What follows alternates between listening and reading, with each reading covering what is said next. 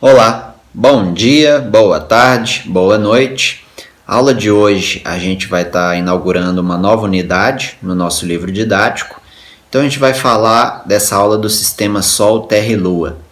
Essa aula foi produzida para os alunos do 8º ano da Escola Estadual Nila Fará no ano de 2020. Em relação ao sistema solar, ele é formado por planetas, acompanhem na figura da direita, e também por corpos celestes, que são planetas considerados anões, estrelas, satélites naturais, como por exemplo a Lua, satélites artificiais, que são aqueles lançados aí pelo homem no espaço para estudar o universo.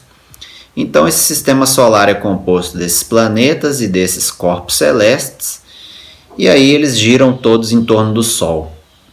Então acompanhem na figura da direita que os planetas do sistema solar em ordem são os seguintes: Mercúrio, Vênus, Terra, Marte, Júpiter, Saturno, Urano e Netuno. Todos os planetas, com exceção aí de Mercúrio e Vênus, eles são orbitados por satélites naturais, também conhecidos aí como luas, e o número de luas vai ser variável. Aqui no planeta Terra nós temos uma única lua, mas em Saturno já foram observados aí pela ciência mais de 60 luas. Até 2006, acompanhem na figura da direita, Plutão era considerado o 9º planeta do sistema solar, e aí a União Astronômica Internacional considerou Plutão como um planeta anão. Ele era um planeta muito pequeno, e aí retirou, muito pequeno comparado com os outros planetas do sistema solar. E aí retirou Plutão da categoria de planeta. Então o que acontece é que tem muitos corpos celestes que têm um tamanho maior que Plutão. E aí se você considera Plutão como um planeta, você tem que considerar todos esses outros corpos celestes também como planeta. Então do ponto de vista didático, para estudar nas escolas aí os planetas do sistema solar, ficaria bastante complicado, e teria muitos planetas para se estudar. Então muitos corpos celestes, digamos assim. Então a União Astronômica Internacional preferiu retirar em 2006 o Plutão da categoria de planeta. Falando aí do planeta Terra, vamos estudar então o movimento de rotação. A Terra ela apresenta então um movimento em torno do seu eixo imaginário. Acompanhe na figura da direita o tipo de movimento que a Terra descreve. E aí esse movimento é chamado de rotação. Então esse movimento de rotação vai demorar 24 horas para ocorrer, e aí define o período de um dia. E aí durante esse movimento de rotação, acompanhe na figura da direita, a parte da Terra que está voltada ali para o Sol vai ser aquecida e iluminada. E aí no movimento de rotação, a outra parte da Terra que não está voltada para o Sol não vai ser iluminada e aquecida, então ela vai ficar no escuro. E aí esse movimento de rotação é o responsável pelo fenômeno de alternância entre dias e noites. Então olha aí na figura da direita, a parte da Terra que está sendo iluminada, aquecida, é justamente o continente africano, europeu e asiático. E aí nesses continentes vai ser dia, e já no continente americano vai ser noite. Além daquele movimento que a Terra exibe de rotação, que é um movimento em torno do seu próprio eixo, como se fosse um peão rodando, ela exibe também um movimento em torno do Sol, e aí vai ser conhecido como translação. Acompanhe na figura da direita. E o ano, ele é definido como o tempo necessário para a Terra completar uma volta em torno do Sol. Então esse movimento de translação demora um ano.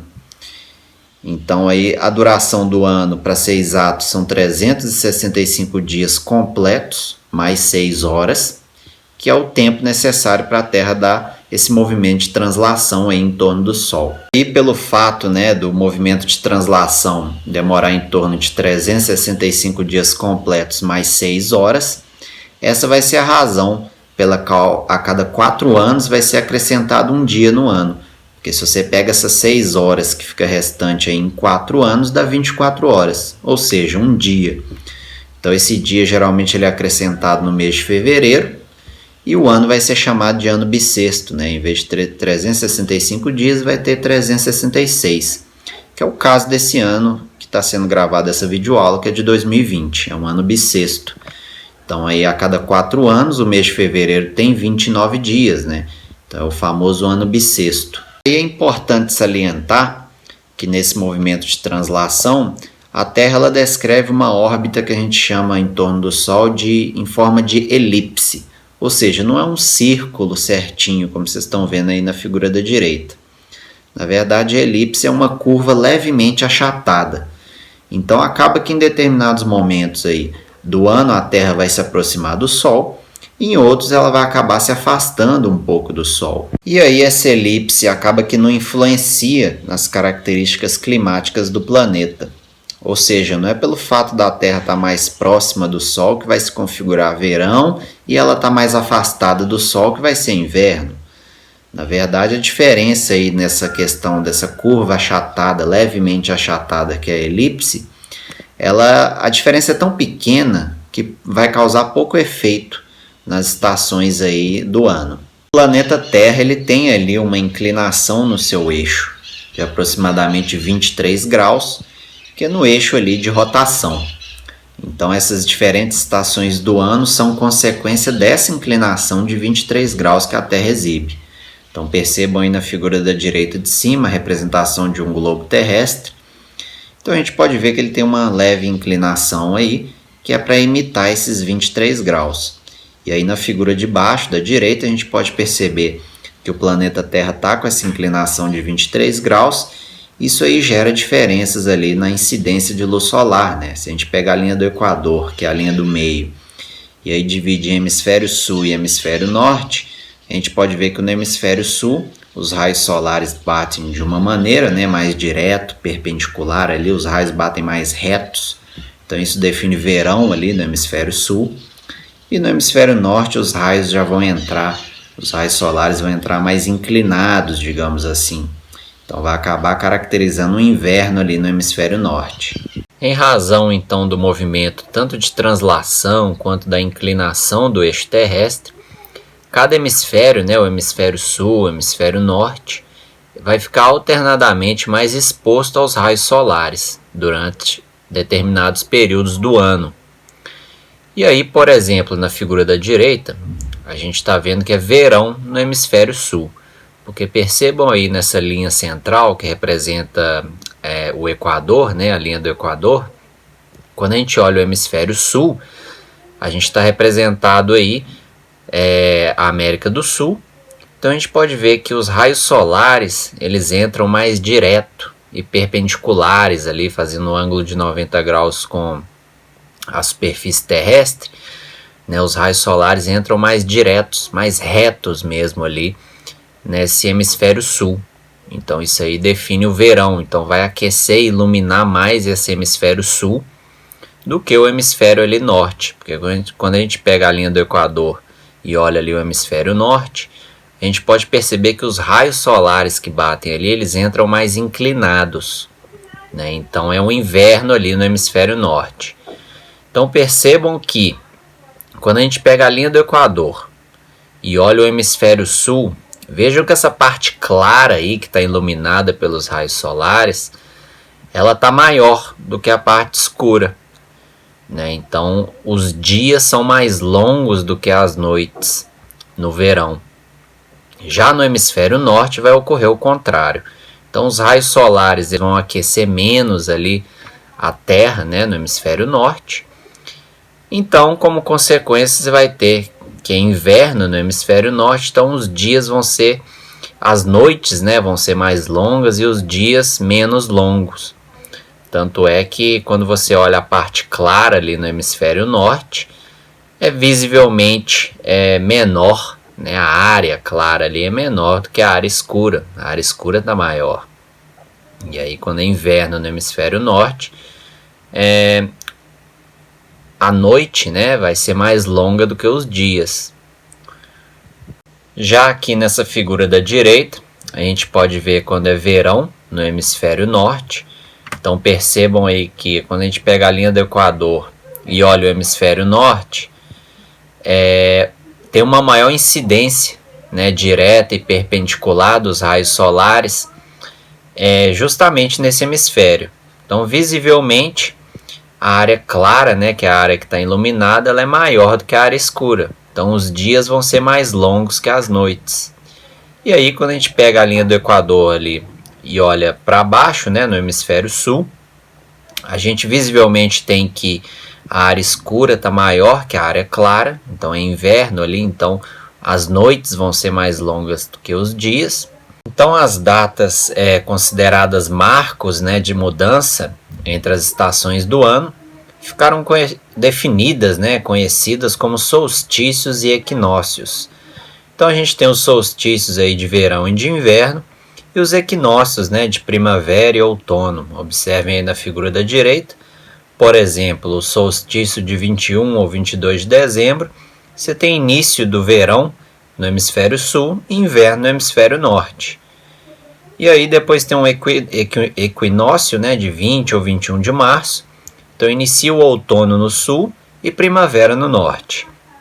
E aí solstício novamente de 20 ou 21 de junho, marcando o início no hemisfério sul ali do inverno e do verão no hemisfério norte. E por fim, o equinócio, né, de 22 ou 23 de setembro, que a gente tem início da primavera aqui no hemisfério sul e outono no hemisfério norte. E as estações do ano, elas apresentam condições climáticas marcadamente diferentes nas regiões ali que são mais próximas dos polos, né, nas regiões mais extremas. O que não ocorre, por exemplo, nas proximidades ali da linha do Equador. Então esse eixo de inclinação de 23 graus ali da Terra, acaba que próximo da linha do Equador ali, essa região equatorial, digamos assim, ao longo do ano inteiro ela vai receber uma incidência boa ali de luz solar. O que não vai ocorrer, por exemplo, nas regiões mais extremas, né, no Polo Norte, Polo Sul, que vai ocorrer uma variação maior em relação à incidência dos raios solares. Então, por exemplo, quando é verão no sul, que é o que essa imagem aí da direita está mostrando, né? Você tem uma maior incidência direta e perpendicular dos raios solares no hemisfério sul. Então, visivelmente aí no sul a área clara está maior do que a área escura, né? Quando a gente pega a linha do Equador, olha ali o hemisfério sul. Então, visivelmente, essa área clara está maior do que a área escura.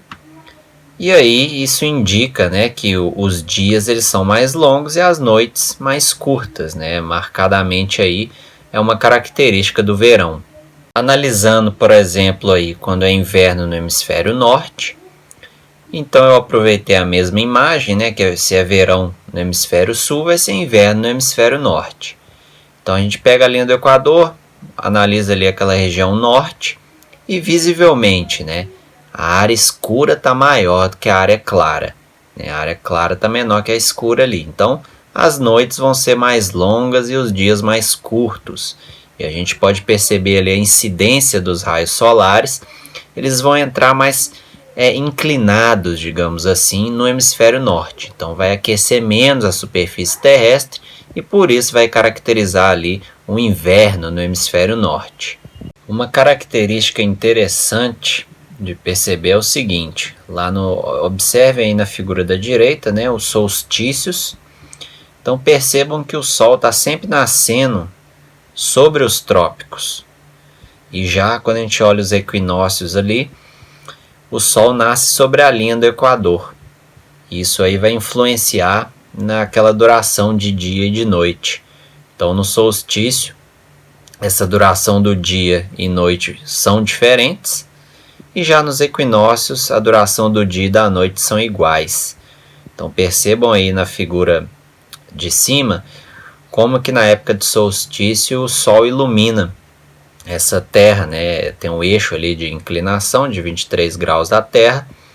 E percebam como que ocorre aí o período do dia e da noite.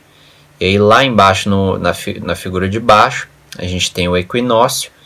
Percebam como que a Terra é iluminada, né? Então é de uma forma diferente. Vejam agora essa imagem aí de cima, que caracteriza, por exemplo, o verão no hemisfério norte, então é inverno no hemisfério sul.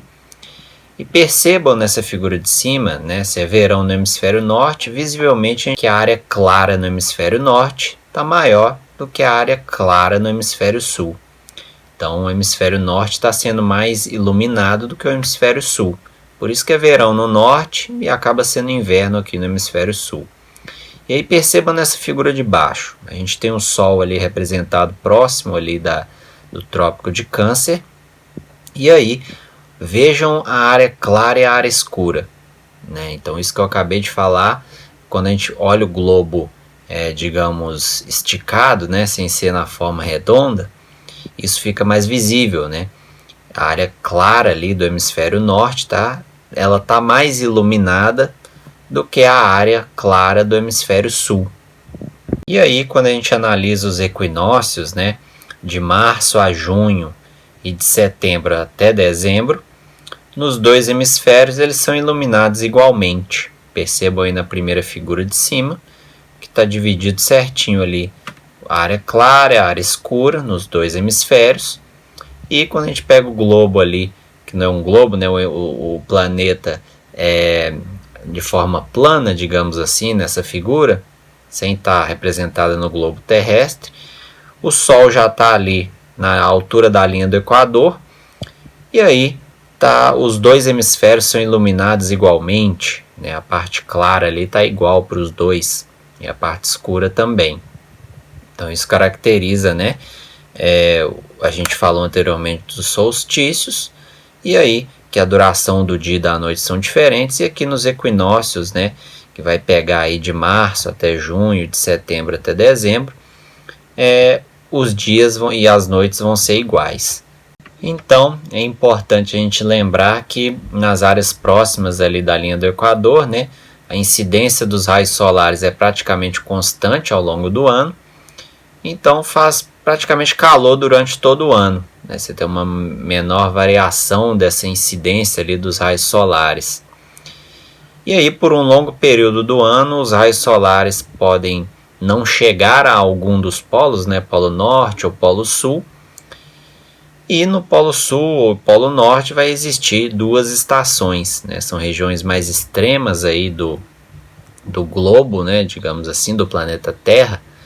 Então acaba que no inverno é um longo período, se for inverno, por exemplo, no Polo Norte ou inverno no Polo Sul, é um longo período que os raios solares por alguns meses não vão atingir esse Polo Norte ou Polo Sul, e o verão acaba que o Sol não vai se pôr durante alguns meses aí, tanto no Polo Norte quanto no Polo Sul. Então tem essa característica interessante, porque são regiões mais afastadas, né, mais extremas no planeta, então a incidência dos raios solares acaba sendo prejudicada ao longo aí dos solstícios.